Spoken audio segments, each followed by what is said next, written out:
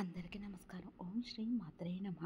అరుణాచల శివ మాసంలో వచ్చే ఆరుద్ర నక్షత్రం శివరాత్రితో సమానమైన రోజు. ఇలా చేస్తే కష్టాలన్నీ తీరినట్లే. ఈ రోజు చాలా శక్తివంతమైన రోజు. మార్గశిర మాసంలో వచ్చే ఆరుద్ర నక్షత్రం చాలా శక్తివంతమైనది. ఇది మహాశివరాత్రితో సమానం. ఇది ఎందుకు అంత విశేషమైనదంటే, బ్రహ్మ విష్ణు మధ్య సంగ్రామం జరిగినప్పుడు శివుడు ఈరోజు అగ్నిస్తంభంగా ఆవిర్భావం అయిన రోజు. శివుడికి ఈరోజు అభిషేకం చేయడం వలన విశేష ఫలితాన్ని పొందవచ్చు. ప్రతి ఒక్కరూ ఆనందంగా ఉండాలని అనుకుంటారు. అందుకే పర్వదినాలప్పుడు కొన్ని రకాల పరిహారాలను పాటిస్తూ ఉంటారు. అయితే వచ్చిన వాటిని సరిగ్గా వినియోగించుకుంటే చక్కటి ఫలితాన్ని పొందవచ్చు.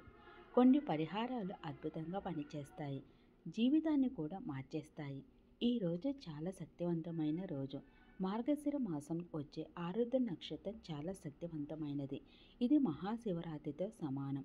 ఇది ఎందుకు అంత విశేషమైనదంటే, బ్రహ్మ విష్ణు మధ్య సంగ్రామం జరిగినప్పుడు శివుడు ఈరోజు అగ్నిస్తంభంగా ఆవిర్భవించిన రోజు. శివుడికి ఈరోజు అభిషేకం చేయడం వలన విశేష ఫలితాన్ని పొందవచ్చు. తెలిసి తెలియక చేసిన పాపాలన్నీ తొలగిపోతాయి. కర్మల నుంచి విముక్తి కలుగుతుంది. ఈరోజు ప్రాతకాలంలో అంటే ఉదయం 4:30 నుంచి 6 గంటల లోపు శివుడికి అభిషేకం చేయాలి. ఆవు పాలతో చేసిన నైవేద్యాన్ని శివుడికి నివేదన చేయండి. ఓం నమ శివాయ అనే మంత్రాన్ని 1000 సార్లు వరకు జపిస్తే మంచిది. ఇలా చేయడం వలన శివుని అనుగ్రహం లభించి ఆనందంగా ఉండొచ్చు. జీవితంలో ఉన్న కష్టాలన్నీ తొలగిపోతాయి. ఈరోజు ఎవరికి మంచి జరుగుతుంది? ఎవరు అభిషేకం చేయాలి? ఎవరైనా శివాభిషేకం చేస్తే చక్కటి ఫలితాలను పొందవచ్చు. పాపాలన్నీ తొలగిపోయి ఆనందంగా ఉండవచ్చు. ముఖ్యంగా ఆరుద్ర నక్షత్రంలో పుట్టి ఇబ్బందులు ఎదుర్కొంటున్న వారు ఖచ్చితంగా ఈ రోజున సద్వినియోగం చేసుకొని శివుడికి అభిషేకం చేస్తే శుభ ఫలితాలు పొందవచ్చు. రాహు కేతు గ్రహ దోషాలతో బాధపడేవారు కూడా ఈరోజు ఈ పరిహారాలను పాటించడం మంచిది.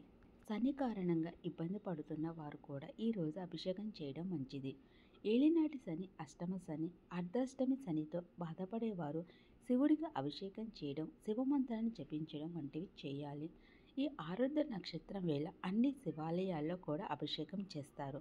ఈ అభిషేకాన్ని చూసిన, అభిషేకం చేసిన లేదా అభిషేకం చేసిన నీటిని చల్లుకున్న జన్మధన్యం అవుతుంది. పరమేశ్వరుడికి ఎంతో ప్రీతికరమైన ఈ రోజున అర్ధనారీశ్వరుని ఎన్నిసార్లు తలుచుకుంటే అంత మంచి జరుగుతుంది. అలాగే ఈ రోజున ఓం వర్ధనాయ నమః అనే మంత్రాన్ని జపిస్తే కూడా చక్కటి ఫలితం కనపడుతుంది.